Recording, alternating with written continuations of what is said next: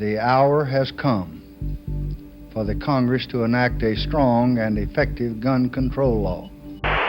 You claim to care about your kids? We were just talking, the number one killer of our kids last year was guns. Australia experienced a massacre and changed their laws. New Zealand had its experience and changed its laws. To be honest with you, I do not understand the United States. The only thing, the only way, the best way, the surest way to stop a bad guy with a gun is a good guy with a gun. is a good woman with a gun. As Americans, there exists this prevailing idea that not only are guns intrinsically a part of the American identity, but any form of government control is an infringement on our freedom.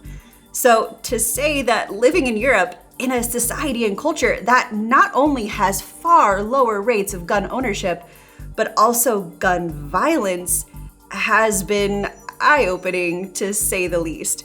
And honestly has caused me to really reevaluate what it means to be free. So this video today is the second episode in our mini-series on crime. And today we're tackling the enormous issue surrounding gun control in the United States. Dissecting contemporary American legislation, I'm going to counterbalance this analysis by taking a look at nations around the globe, from right here in Germany to Japan, Canada, Switzerland, New Zealand, and the Czech Republic, all in an attempt to answer one pretty simple question. Why is gun violence a uniquely American problem? Yeah, it's a huge topic and we've got a lot to cover. So, let's get started.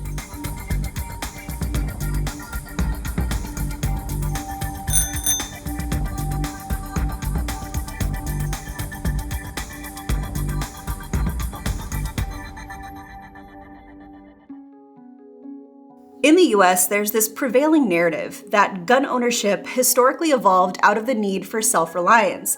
Whether it was an American's ability to rise up against a tyrannical monarchy and fight for independence, or settling the wild American frontier, we are told that guns, and specifically the free ownership and general lack of regulation of those firearms, is an integral part of what makes America great.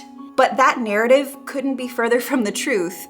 It's a fantasy, honestly, to believe that the founding fathers didn't believe in gun control. It is absolutely clear that our founding fathers loved gun control. They had loads of laws and regulations predating the Constitution, as well as new laws developed hand in hand with the expansion of our nation that regulated gun ownership, gun use, and gunpowder. And so in light of that, it is in many regards kind of impossible to discuss gun control in contemporary America without at least first stumbling over the question of what the Second Amendment means and addressing what the Second Amendment is, because it's often misquoted. It reads, "A well-regulated militia, being necessary to the security of a free state, the right of the people to keep and bear arms shall not be infringed." Private gun ownership among certain people was assumed due to the circumstances of the time, but any discussion of a constitutional right to bear arms is firmly confined to the topic of a militia. Not for fun, not for hunting, not for self-defense, for participation in a militia that is regulated by the government. And listen, I know that to some people this sounds like semantics, but you cannot dissect the Second Amendment without understanding it within this context and this specific framework. Contemporary gun enthusiasts may argue with me against this interpretation of the Second Amendment, but if you go back and read the records of the Federal Convention of 1787, which are the fundamental primary source that we have regarding the intent of the group of men collectively called the Framers while they were drafting the Constitution and the Bill of Rights, they actually took detailed notes of the debates they were having and the debates regarding what eventually would become the Second Amendment. And these debates are entirely limited to the topic of national defense.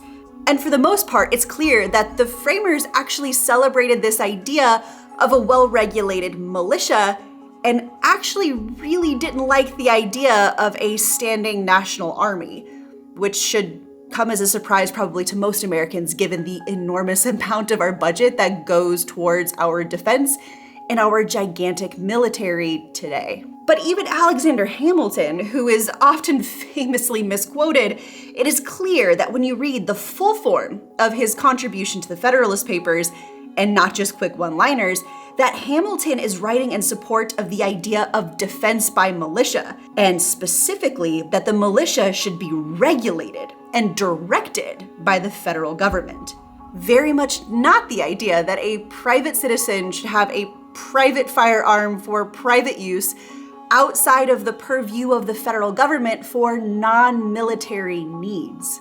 But I have to have a gun. It's in the Constitution. Dad, the Second Amendment is just a remnant from Revolutionary days. It has no meaning today.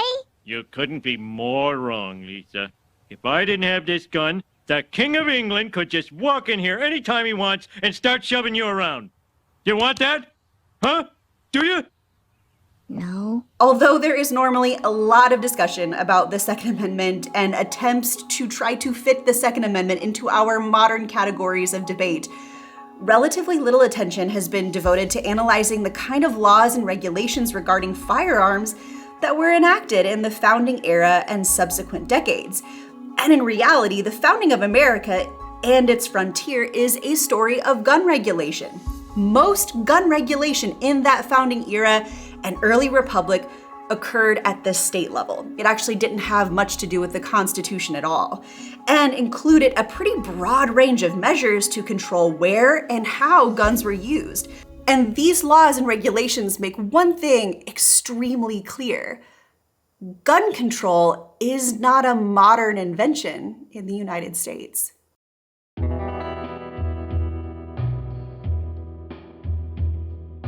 But this narrative is pervasive and has been misconstrued for political gain for decades. But here's the thing, I don't want this video to be just a gigantic history lesson, so I think it's important that we fast forward and talk about more contemporary gun legislation and how this narrative has influenced the gun control laws that we have today, and counterpoint those laws with other international comparisons. So perhaps the most literal example of the American frontier narrative personified can be found in Ronald Reagan. You wanted law and order in this town. You've got it.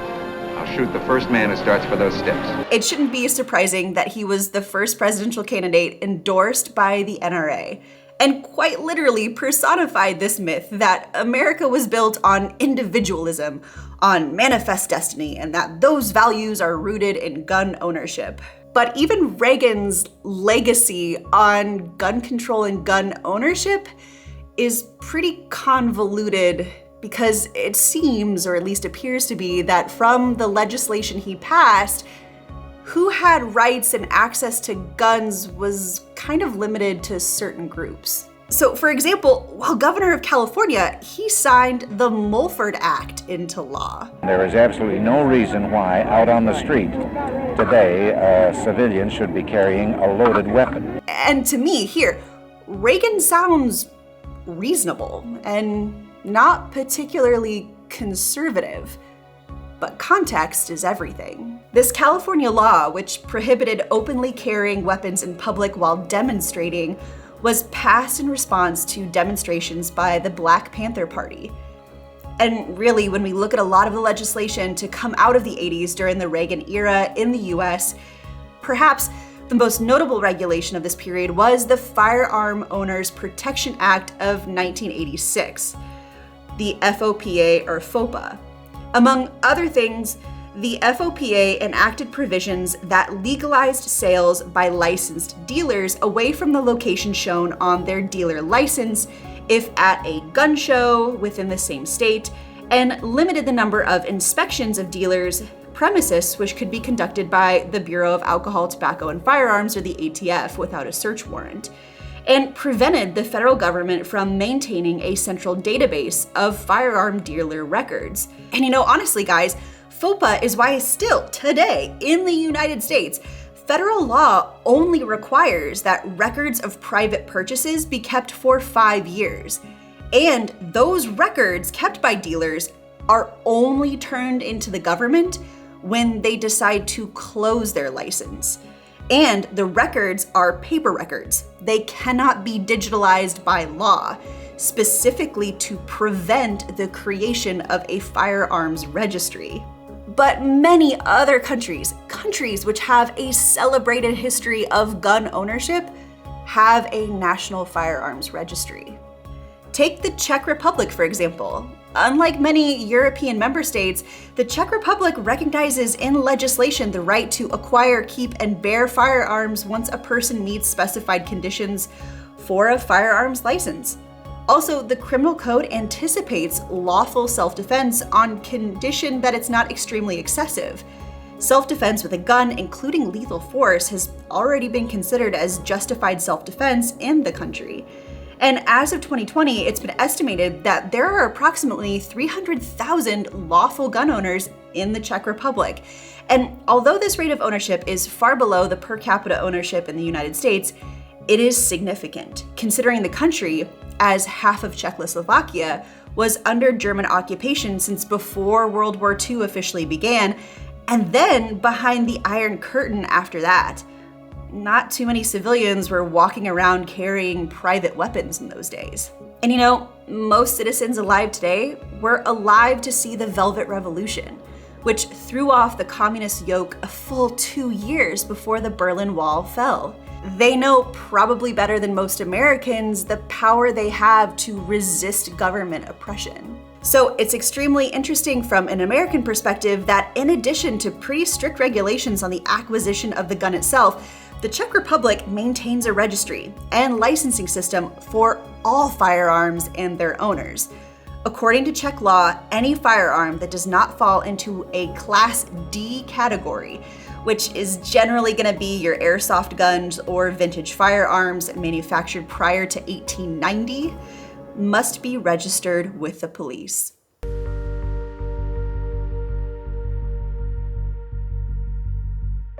Now listen, although I'm pretty critical of him in the last section, I'm not trying to villainize Reagan. If anything, he understood at a very acute and personal level just the incredible amount of risk that was associated with gun ownership. Many of you may recall that on March 30th in 1981, President Ronald Reagan was shot in the chest outside of a Washington, D.C. hotel. The president had just finished addressing a labor meeting in the Washington Hilton Hotel and was walking with his entourage to his limousine when Hinckley, standing in front of a group of reporters, fired 6 shots at the president, hitting Reagan and 3 of his attendants. And this event was the catalyst for one of 2 significant pieces of federal gun legislation that would not only define gun control of the 90s, but would signal a new political era. Named for Reagan's press secretary Jim Brady, the main impact of the Brady Law was to add teeth to the 1968 Act by requiring that someone actually check to see if a gun buyer falls into a prohibited class. In 1993, the law required a 5-day waiting period for gun buyers, in part to allow time for the background check. But that was in the days when online technology was still in its infancy. And the 5-day waiting period has now been replaced with a National Instant Check System, or the NICS, run by the FBI, which can be extended to 3 days when the results of the check are not clear, but today, more than 90% of these checks are completed within 5 minutes, and most are even quicker than that. Both licensed gun dealers and law-abiding gun owners generally like this system, which is reliable and pretty much close to instant. But this program does have its flaws. The NICS does a great job of tracking felons, most of whom are in the system and effectively stopped from making gun purchases when the checks are run. But a major and continuing source of trouble for this system is the mental health category. For every 10,000 background checks run, only 5 would-be buyers are denied on grounds of mental health. And America, I love you, but our country just isn't that sane. No country is. Poor communications and concerns about patient privacy have meant that too few of the necessary mental health records have made it into the database. and sometimes with tragic results. But Germany, by comparison, has actually come up with a pretty robust way of making sure that firearms don't end up in the hands of someone struggling with mental illness. In Germany, those interested in purchasing a gun must first join a shooting club, obtain a hunting license, and prove that they are a collector or prove that their life is somehow in danger. To be considered, Germans must then prove their knowledge of firearms, which could include a written test and/or a practical test. They then have to pass a background check that not only reviews their criminal history, but also their mental health and drug addiction history. And this isn't just any ordinary mental health check. Individuals under the age of 25 actually have to submit a certificate of mental fitness from a health professional. And there have even recently been talks in Germany to tighten this down further, including requiring authorities that grant gun ownership licenses, often the relevant state police, to personally check with health authorities whether applicants have a record of mental illness. Plus, all individuals who own a gun in Germany are required to make arrangements for safe storage. And in Germany, residents who keep firearms in their homes have to consent to let the police conduct unannounced home inspections to review whether or not your firearm storage is adequate. And it's because of regulations like these that not only are mentally ill individuals denied the ability to purchase a gun, but that there are also safety checks in place to make sure that the firearm is not only stored properly, but that it's safe, so that if someone else in your home who might be struggling with mental illness does not have unfettered access to it.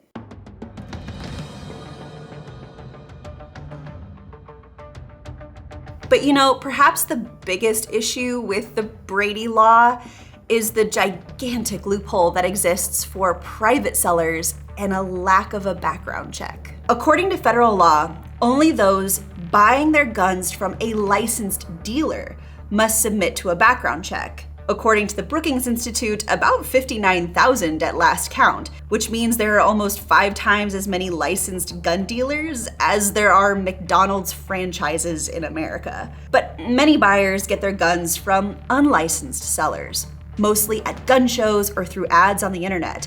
And no one really knows how many unlicensed sellers are out there.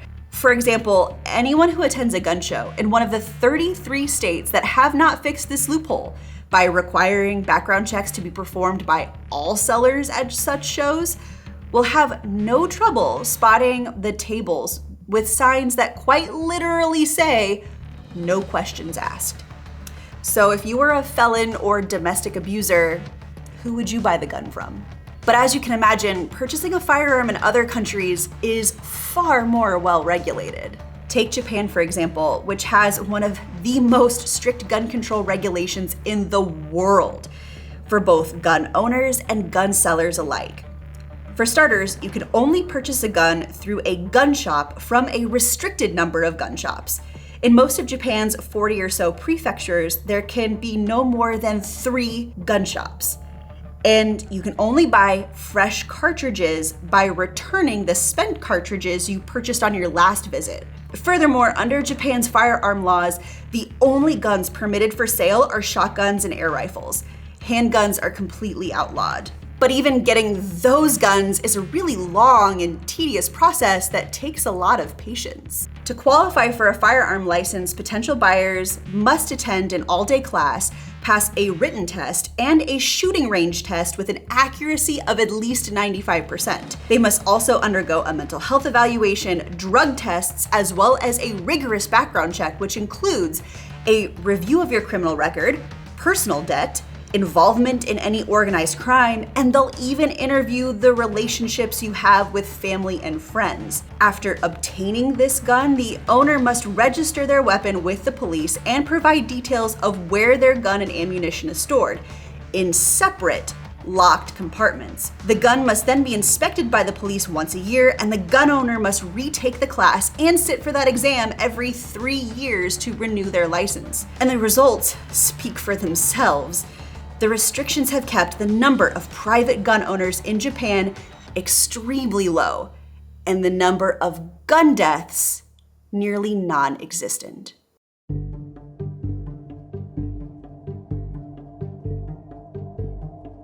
Now, while most modern guns today are semi-automatic, they vary tremendously in size, shape, range, speed, and accuracy.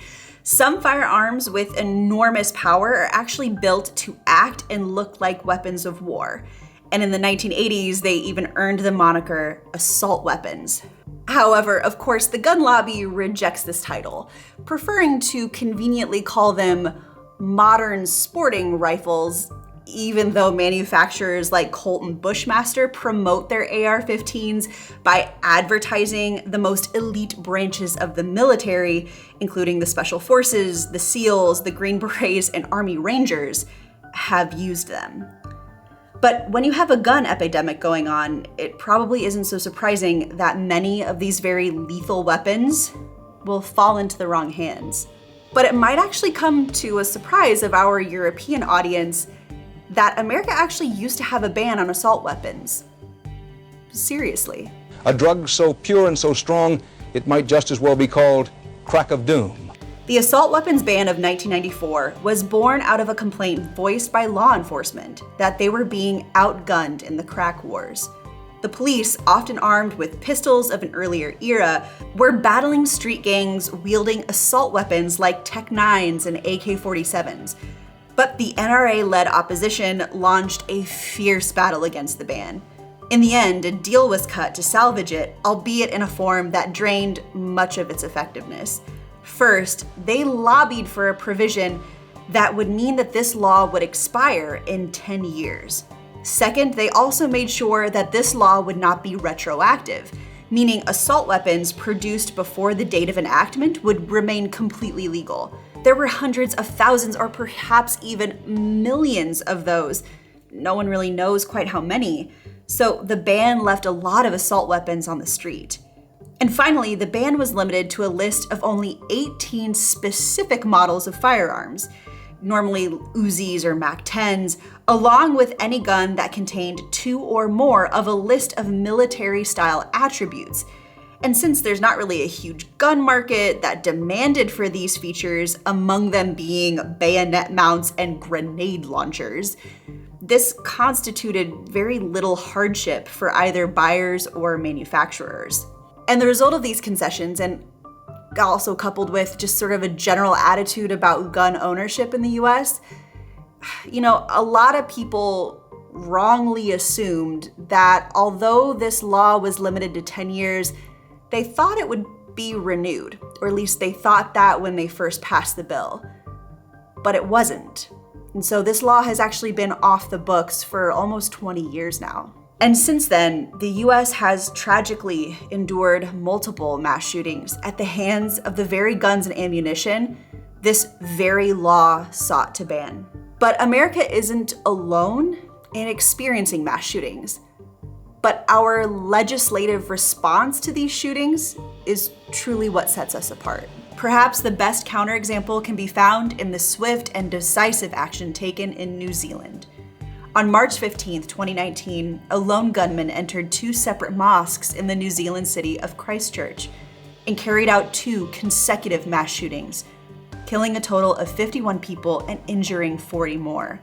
Just 7 days later, on March 21st, the then Prime Minister announced a national ban on semi-automatic weapons.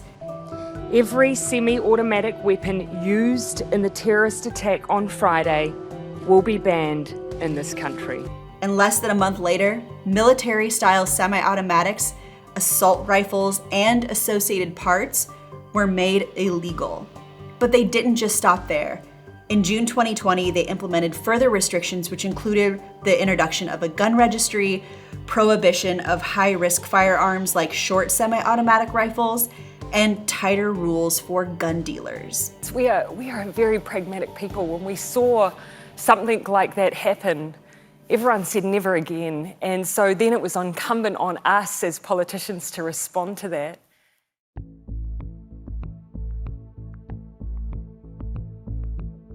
In 1987, Florida became the first state to allow concealed carry. Since then, it has spread state by state until today, where the right to carry is now legal in all 50 states. Now, normally, you would have to go through training and pass a test in order to get a permit that allows for concealed carry. But as of February 2023, in 25 states, 50% of the union, you don't have to have a permit at all. And this form of permitless concealed carry is often nicknamed constitutional carry. Alaska was the first state to pass it in 2003, and most recently in 2022, 4 states of Alabama, Ohio, Indiana, and Georgia passed constitutional carry or permitless carry laws, making them the 22nd, 23rd, 24th, and 25th states to do so. So while constitutional carry or permitless carry has been on the rise for about 20 years now, we're just now kind of getting a good idea from a research perspective on what the actual effect of these laws are on the general public. Looking at concealed carry regulations overall, when researching examined what happened after these laws were passed, the story they told was pretty telling. Violent crime in right-to-carry states increased by 13 to 15%, according to the National Bureau of Economic Research. And guys, this statistic was not just cherry-picked. There's actually pretty robust empirical evidence that supports the connection between concealed carry and increased gun violence. For example, a further study conducted by the RAND Corporation, which completed a systematic review of over 152 studies to understand how gun policies affect violent outcomes, found that while concealed carry showed inconclusive evidence on outcomes like mass shootings, suicide, and unintentional death or injury, there is significant supportive evidence that shall issue concealed carry laws increase total firearm homicides. But while concealed carry is nationwide in the US and constitutional carry can be found in half of the states, things are very different just across our northern border. In Canada, all gun owners have to be licensed, and all handguns and most semi-automatic weapons have to be registered. Plus, it's nearly impossible to carry restricted or prohibited firearms outside of your home, either concealed or openly. Now, in rare cases, yes, you can actually get a permit for what they term use in connection with his or her lawful profession or occupation. But this is really going to be limited to work in wilderness areas with dangerous wild animals or in defending armored cars with cash. In very rare occasions, they are issued for protection of life. And this is usually only when there is an active police file and a verifiable threat, as well as police confirmation that they cannot provide adequate protection for that person. But since most concealed and open carry involves handguns, and all handguns are either restricted or prohibited, this effectively outlaws most concealed carrying by most people.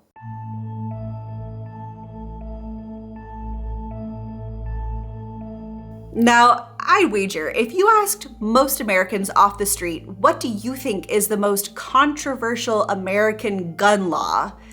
It would probably be stand your ground. The common law principle of the Castle Doctrine says that individuals have the right to use reasonable force, including deadly force, to protect themselves against an intruder in their home. And this principle has been codified and expanded by state legislatures.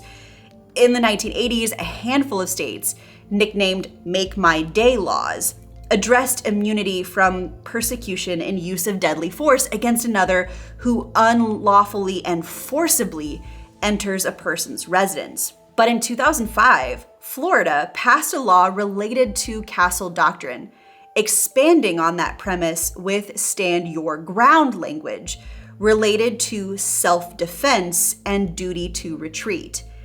Today, the majority of US states, 33 in total, have some form of stand your ground, whether it be by statute or by legal precedent. And while the initial Castle Doctrine is kind of nicknamed after that idea that a man's home is his castle, The reality of stand your ground laws means that it's not actually limited to your home residence anymore. You can actually use deadly force in self-defense measures in public places as long as you have a legal right to be in the area in which you are defending yourself. But once again, data shows us that such laws do not act as a deterrent, but in fact, homicides in stand your ground states increase after such laws go into effect. And this study, again, is not cherry-picked because it's not an outlier.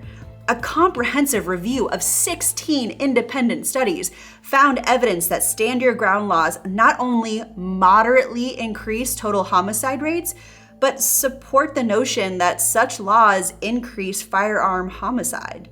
And so in this respect, the final country that I would like to talk about as a comparison is Switzerland. Switzerland has about 2 million privately owned guns in a nation of just 8.3 million people. But in 2016, the country only had 47 attempted homicides with firearms, and the country's overall murder rate is near zero.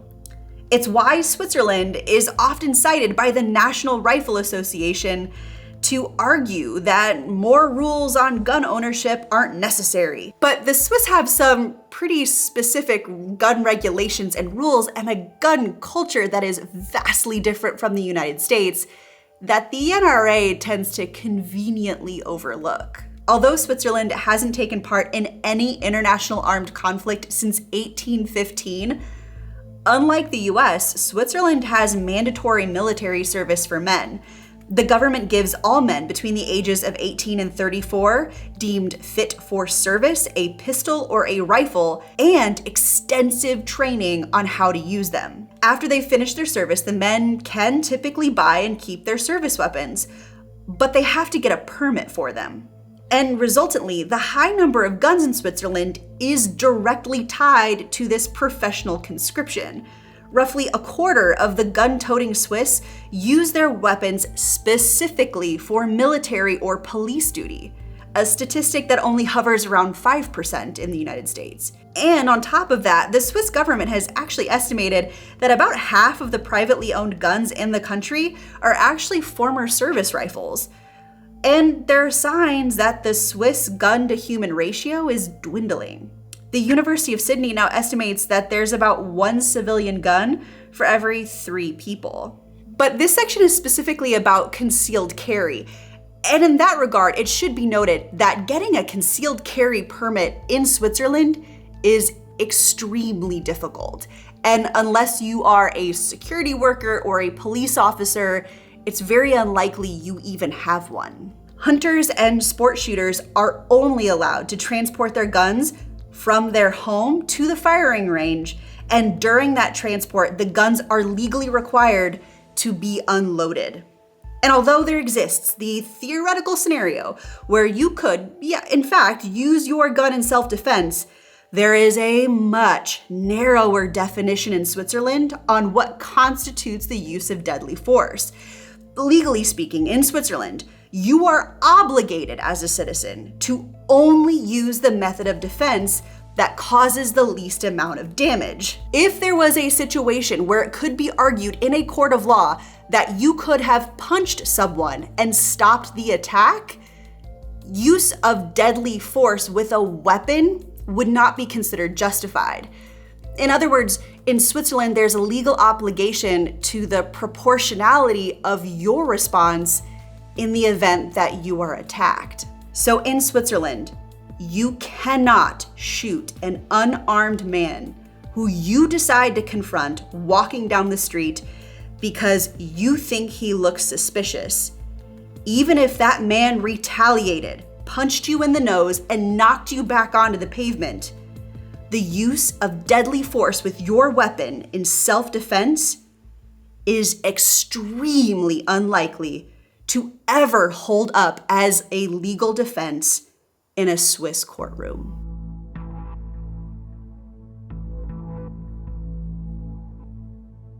All right, so if you've made it this far into the video, I'd like to think that you've at least found it somewhat interesting to use international comparisons as a way to examine just how different American gun legislation is, as well as many of the prevailing thoughts, attitudes, and narratives that have shaped our modern gun control legislation. But oftentimes, looking outwards doesn't fully solve the internal issues. So for the final section of this video, I'd like to do a rapid fire and take a look at some pretty commonly held beliefs about American gun use and see what statistics and research have to say about it. So first, let's tackle the armed good guy argument. In response to the Sandy Hook massacre, Wayne LaPierre, the CEO of the NRA, famously said this: "We need to have every single school in America immediately deploy a protection program proven to work. And by that, I mean armed security." But since when did the gun automatically become a bad word? The only thing that stops a bad guy with a gun is a good guy with a gun. But this position held by the leadership of the NRA is woefully ignorant to the realities of active shooter situations. Only about 1 out of every 5 active shooter events gets stopped by a potential victim at the scene. And the vast majority of those victims are unarmed. In fact, according to the same study, which again is conducted by the FBI, found that that instance of a good guy with a gun stopping an active shooter scenario only occurred in about 3% of the cases. So no, a good guy with the gun is not the only way to stop a bad guy with the gun. Statistically speaking, it's actually incredibly unlikely. Number 2, why should we punish legal owners when the biggest issue is illegally purchased firearms? And to be honest, this to me is the strongest argument that I think gun advocates have in the United States, because you're right, legally owned firearms are used in a fraction of violent crime. Again, statistically speaking, most people who commit assault, robbery, or murder with a gun anywhere in the United States are technically disqualified under federal law from being in possession of that gun due to age, criminal record, addiction status, immigration status, or any other legal reason. But be careful with this argument, because this specific statistic relies on an increasingly aging study. The last time the US government tracked this kind of data was in 2004, nearly 2 decades ago, when the US Bureau of Justice Statistics surveyed inmates in federal and state prisons. And part of the survey asked inmates who had a gun during their crime where they originally got it. So problem number 1 is that this data is almost 20 years old, right?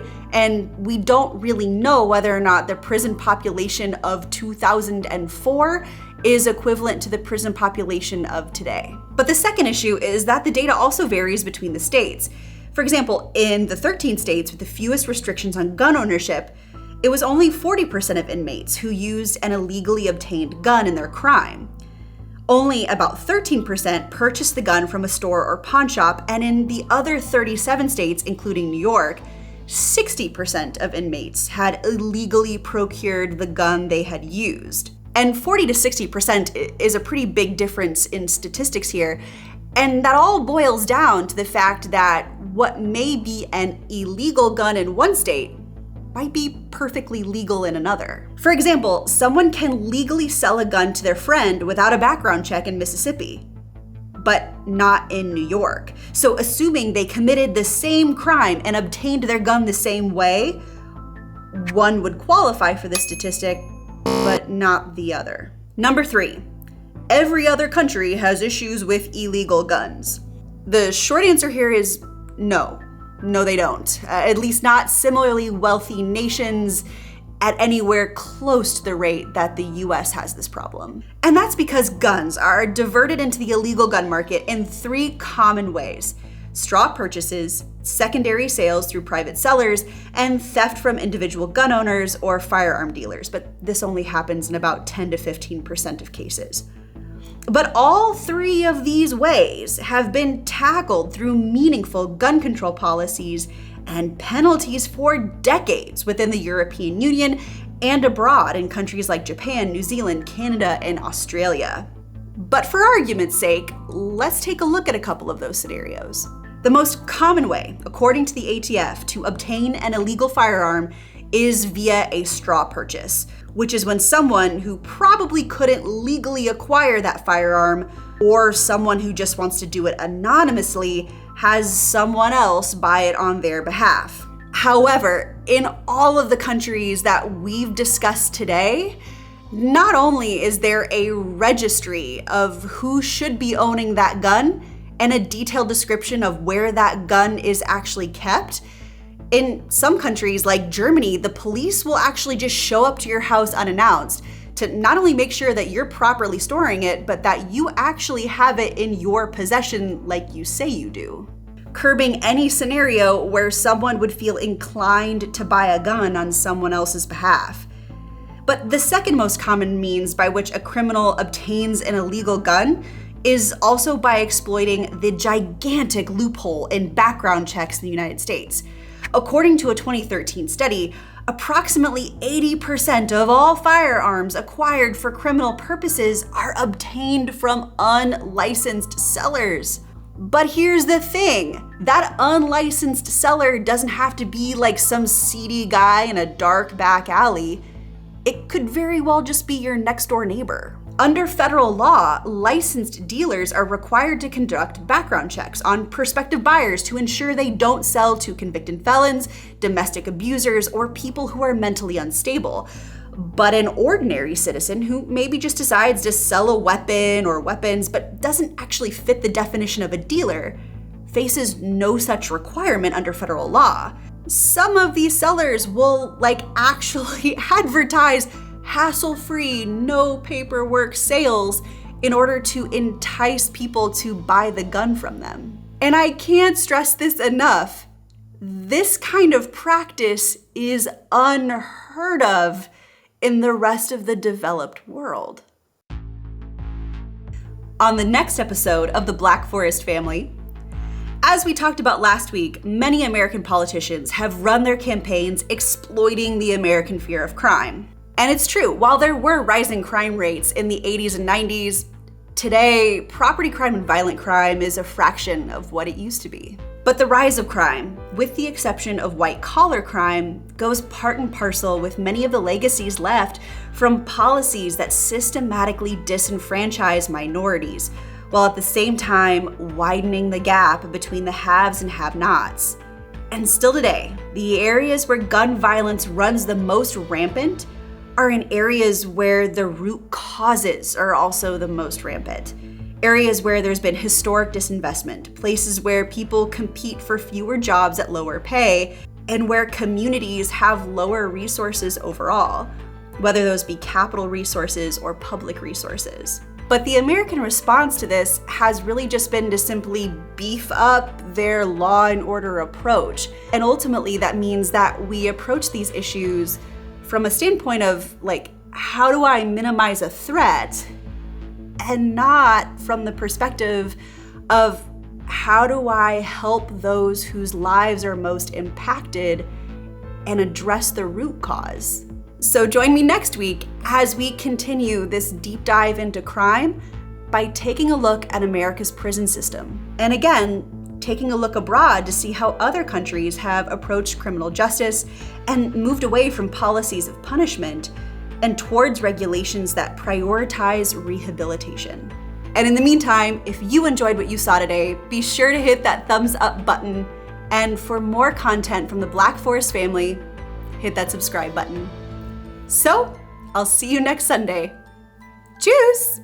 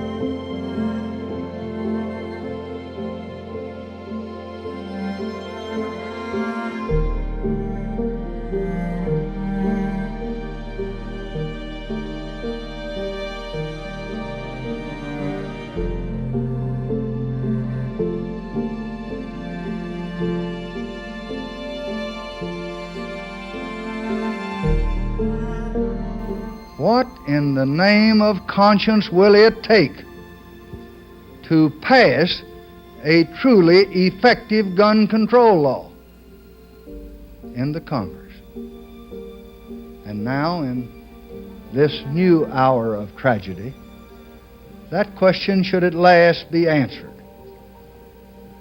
So let us now spell out our grief in constructive action